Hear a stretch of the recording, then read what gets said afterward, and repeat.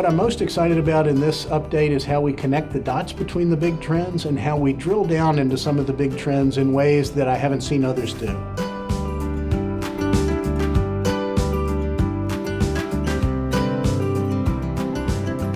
The iconic duck curve has become part of the industry lore. It's passed around, spoken about in conferences, used as a basis for decision making. As passed around, it's one day, or you may see analyses that are averages. We wanted to take a look at the underlying data to see what insights we could get by looking hour to hour, day to day, week to week, season to season.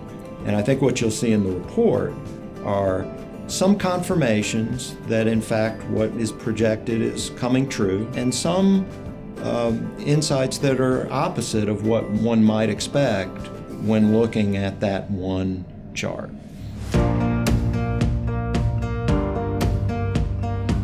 Two big forces pushing on nuclear. One is low gas prices are just hammering the margins. The other is that public policy is making that worse, whether it's adding renewables or the Clean Power Plan, not helping existing nuclear.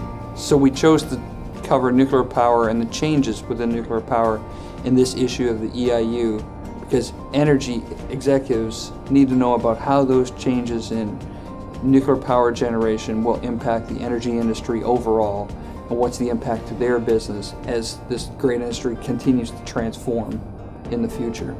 The NEI commitment to deliver on the nuclear promise has engaged industry leaders from across the industry on building the solution.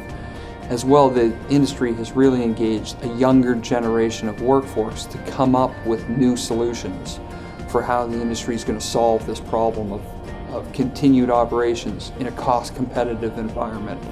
I think one of the big surprises is the amount of carbon that would have to be generated if we replaced all the nuclear power that's forecasted to be closed in the future with natural gas.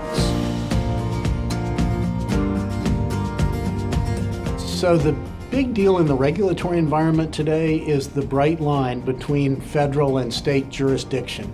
There really never was a bright line, but it's like if you don't know where the property line is between you and your next door neighbor, as long as neither one of you gets close, who cares?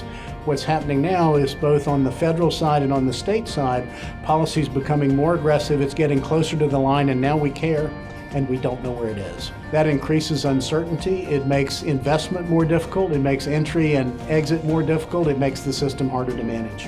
One bit of information in the report that surprised me about the contested ground between federal and state jurisdictions is the New York Zero Emissions Credit. When I first read about it, I thought I knew what it was, but when you look at the actual formula in the report, it's not what it appears to be.